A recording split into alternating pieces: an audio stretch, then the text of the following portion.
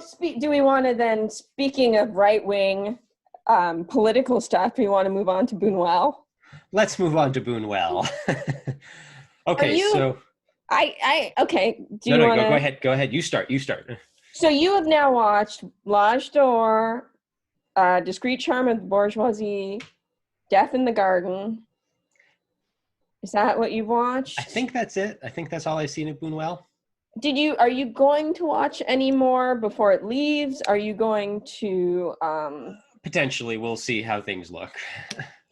Okay, so I have watched, in addition to those three, I have watched That Obscure Object of Desire, Diary of a Chambermaid, and Tristana, which are the Milky Way. And the Milky Way, which are the other four that are leaving. Which is interesting because from what I can tell, again, from my extensive internet research, they basically give you the most famous ones first when you type in someone's name. These are not... I mean, the more famous ones include The Exterminating Angel, which I started and didn't finish, Viridiana, Belle de Jour, Le Chandelier. Yeah. So this isn't... I have a feeling we're watching like a mix of his A and B movies there. Well, yeah, Criterion does a lot of interesting movies, and a part of that is because they tend to get the ones that not everybody has the rights to, like the ones that are either where the rights are lost and they can find them and then they're like, all right, let us do this. Or at least that's what it seems like they do. Or they choose stuff that's like cheaper probably. But so L'Âge d'Or is one of the earliest of his films. It's 1930. Yeah. It's got to be one of the really early movie sound pictures. I think it's something said that it's like the first sound picture in France or something like that. Yeah. Then Diary of a Chambermaid is 1964. I'm sorry, when is... The Discreet Charm of the Bourgeoisie, I'm pretty sure it's like 70-something. Yeah, 72 or something. What other Maybe one 77. did I... Oh, when is Death in the Garden is 1956. I knew I'd watched one from the 50s. So that was from when he was in Mexico. So it's interesting because I've now kind of seen these different time periods. So I've seen like 3 from the 70s now, because The Discreet Charm of the Bourgeoisie is 1972. Tristana is 1970. And The Obscure Object of Desire, That Obscure Object of Desire is, I think, there it is, 1977. And those, he died in the 80s, right? 1983. So those all, and Milky Way is 1969, so it's almost there. Those all feel very similar. Diary of a Chambermaid is apparently one of his few realist ones, and it's 1964, and it feels very different. You could almost tell me that it was like, who's one of those 60s French New Wave guys? I forget decades, so it's like Godard and... Yeah, you could have told me it was one of their films, and I wouldn't, it's not as, except in subject matter, it's really not that distinctly Buñuel. Yeah. And then L'Âge d'Or is like, just, it's pretty... Well, I forgot to look it up before this, but Salvador Dali was a part of the making of it in some way, and a lot of it feels less like narrative film and more like just sort of experimental, moving canvas type stuff. You don't have any melted clocks, but you have like horses going through a fancy dinner. You have burning trees being thrown out of buildings, like...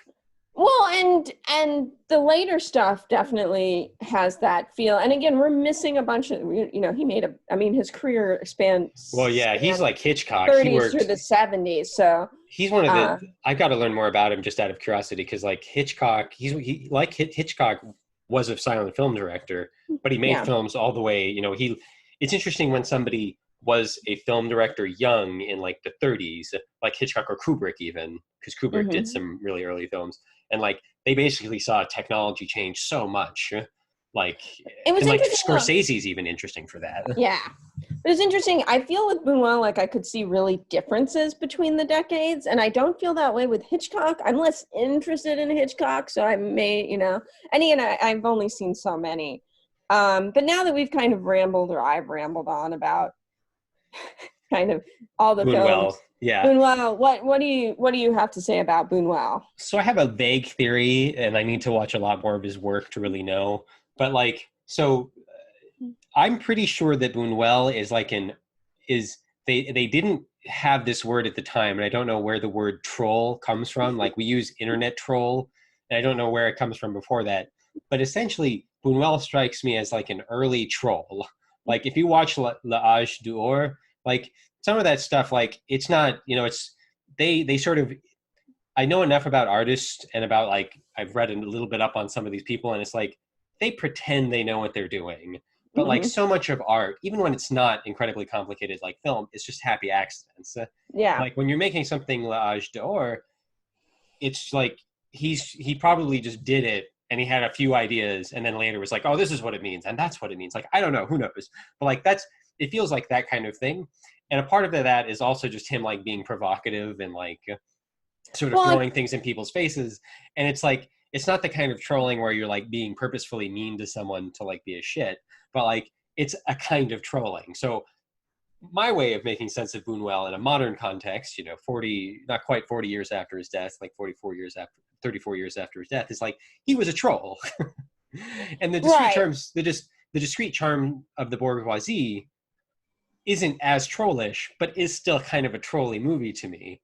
And I think that he's sort of making fun of just, it's bourgeoisie, but it's like upper middle class or the rich or like, people with some kind of affluency.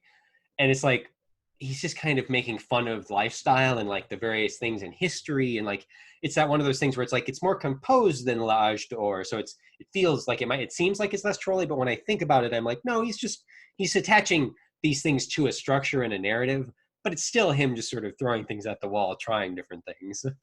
Death in the Garden less so, but Death in the Garden is like more of a regular movie. Well, yeah, and that's where like Diary of a Chambermaid also was less trolly and just... Yeah, trolls are not necessarily trolls 24/7.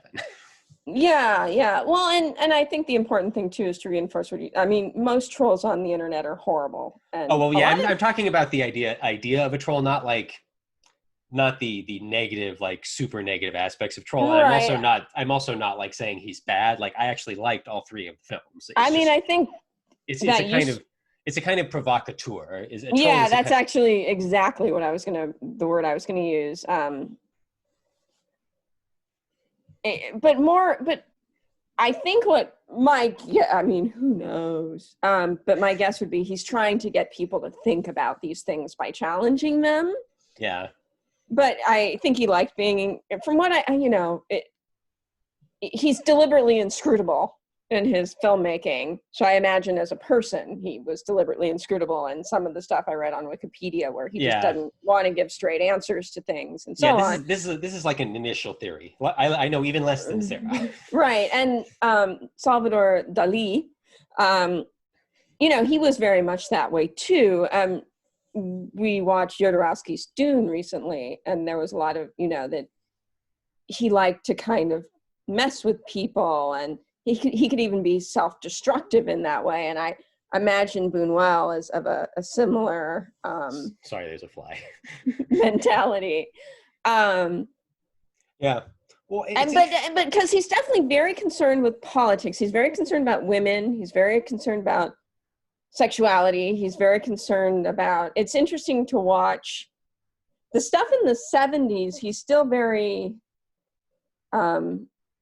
unhappy with the rich, let's say, but there's a lot more focus on terrorism. And because we forget, you and I weren't around, but like planes were being hijacked like semi-regularly in the 70s.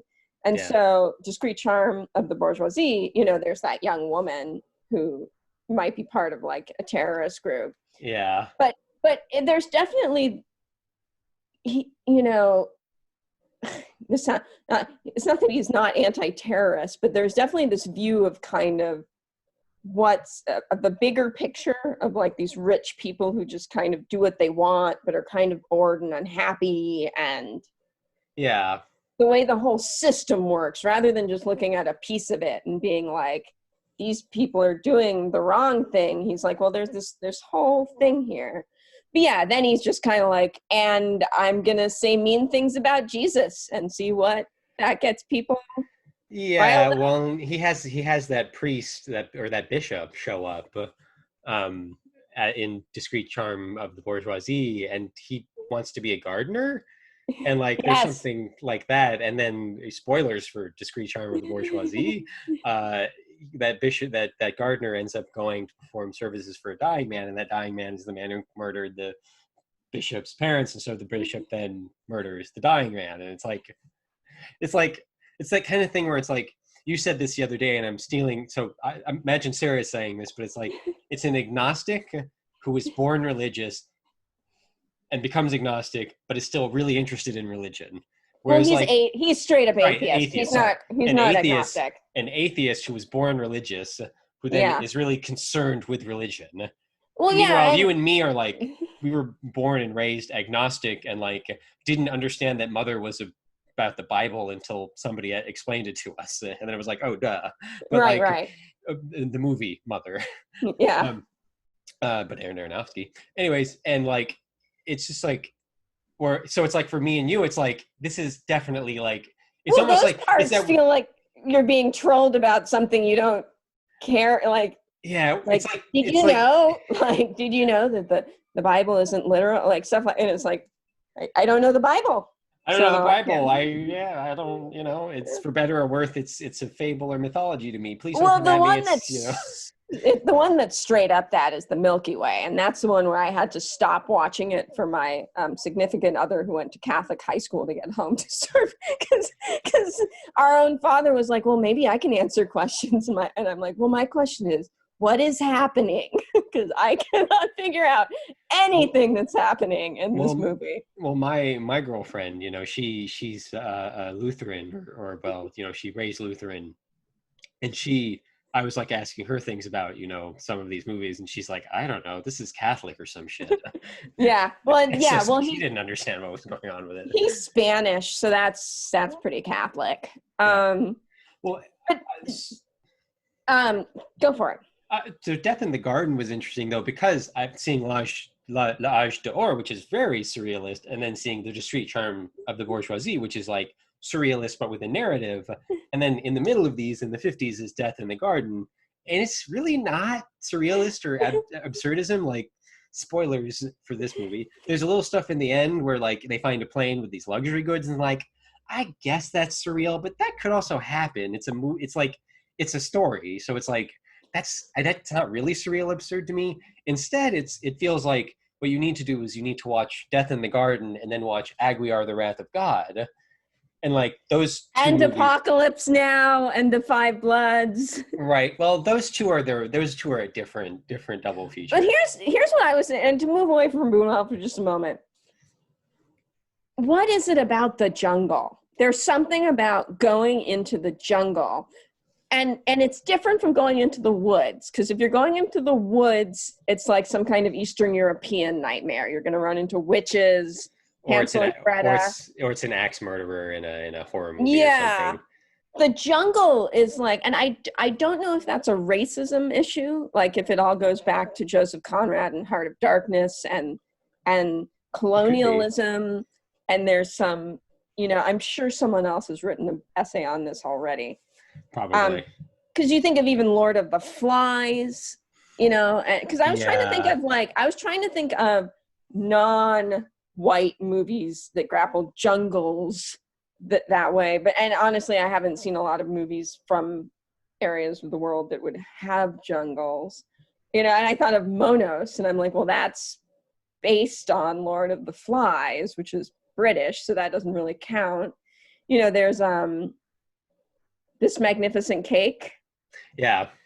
But that's, that is about colonization. Yeah, I know, a cat just came by. Colonialization of the Congo. So it's just interesting. There is this reoccurring theme in as far as I can tell, white culture about white people going into the jungle. And it's something like, because we see, and the one last guess would be too that there is, to get biblical, there is, Adam and Eve in Eden, but I don't think of that as and is that what a white person views as untouched nature, kind of. Yeah, so I've been thinking about it just now that you bring it up. It's like, to me, the jungle in a lot, because so much of the cinema we take in is from usually an American or European, and either way it tends to get called Western, though there's a lot of Eastern cinema. It just isn't quite as famous, except unless it's like Japanese or maybe Chinese these days. But like, so much of world cinema, so much of the cinema that the world tends to see, and especially us, is like from Western perspective. And I feel like when you go to the jungle, like, it's the insinuation is almost like that it's not fit for living. Like, it's you go to the jungle to die. Like, it's not for human beings, even though that's not true. Sorry, one moment. I've got right off screen is a cat looking at me going, give me one moment. Okay. Well, while you go, I'll discuss this with everybody. But just like, it's interesting that like, it's because it's from the Western perspective. It's all these white people, going into the jungle, and then it's so inhospitable, and it's like not fit for living, and it's like not, you can't, it's you go there to die, and it's like, it's a certain kind of, like, the earth itself is trying to kill you. Yeah. Whereas like that's not true, for one, because lots of cultures live in the live near and then to the jungle. I think you switched your microphone when you did that.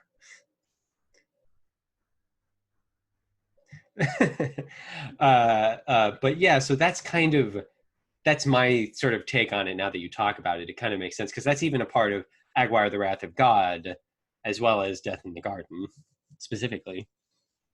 Well, I've been here. Let me fix my microphone real quick.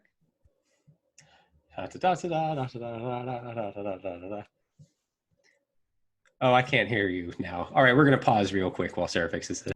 We're back. Okay. So we're going way off of Buñuel. Give me one more left turn and then we'll go back. But I've been thinking a lot, because I watched Los Angeles Plays Itself, about these like narratives that we see but are inherently untrue. And he talks about Chinatown and LA Confidential, and how there's this cynical narrative about LA, which is that, everything happens in the background, and commoners the people can't really do anything about it, which is kind of a downer narrative, right? Yeah. The real truth of white people going into the jungle is not that they then all died. It's actually that they usually slaughtered all the other people in the area, right? Like, yeah. Aguirre is based on a true story, I think. Definitely people, Roanoke, although that was probably woods.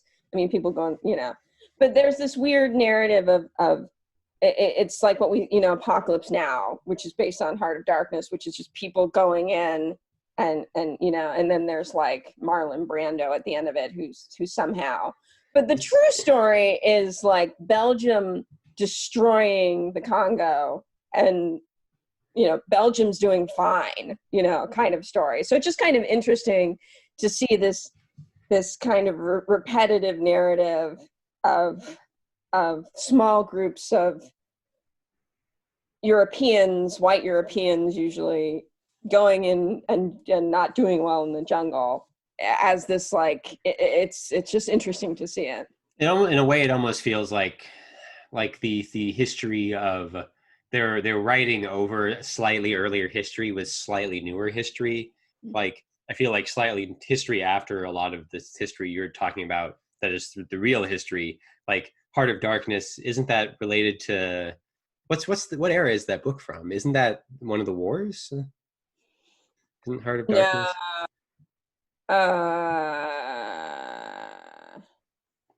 Because I feel like maybe that's just a guess, but it could be completely false. 1899. Yeah, never mind. My theory's wrong. And apparently it takes place in the Congo, so. Yeah.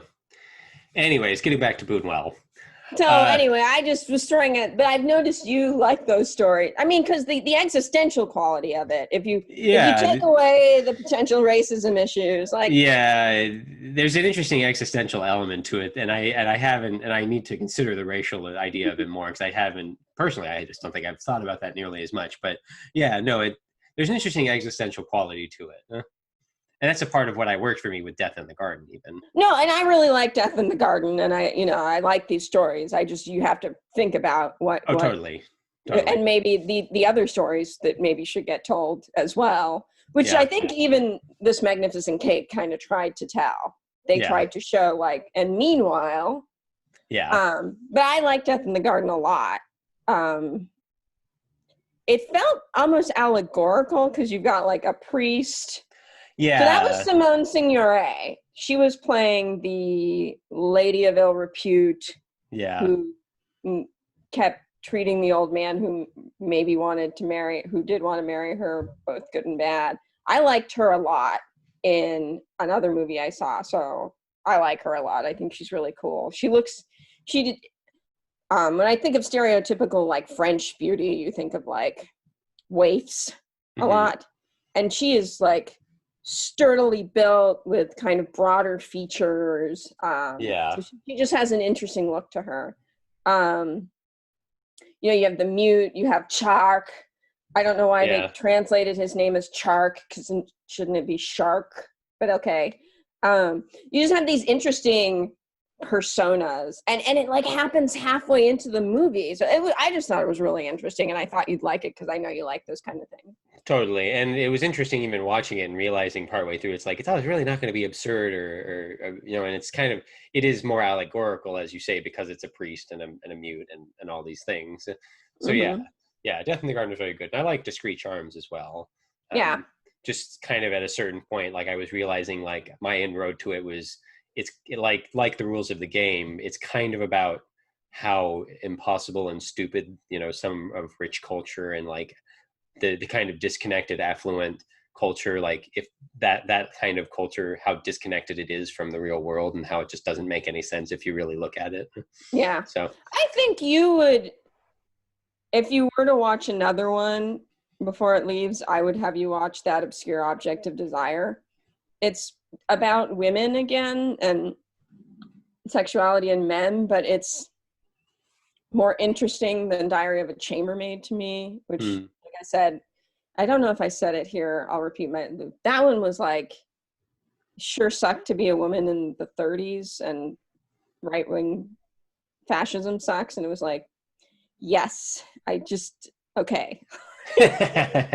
I agree completely. I didn't need a movie about it, but it's a well-made movie, so it could just be a timing thing for me, or it's just not my kind of movie. But yeah, I would have you watch That Obscure Object of Desire. I think you'd find interesting. Maybe I'll get a chance to do it.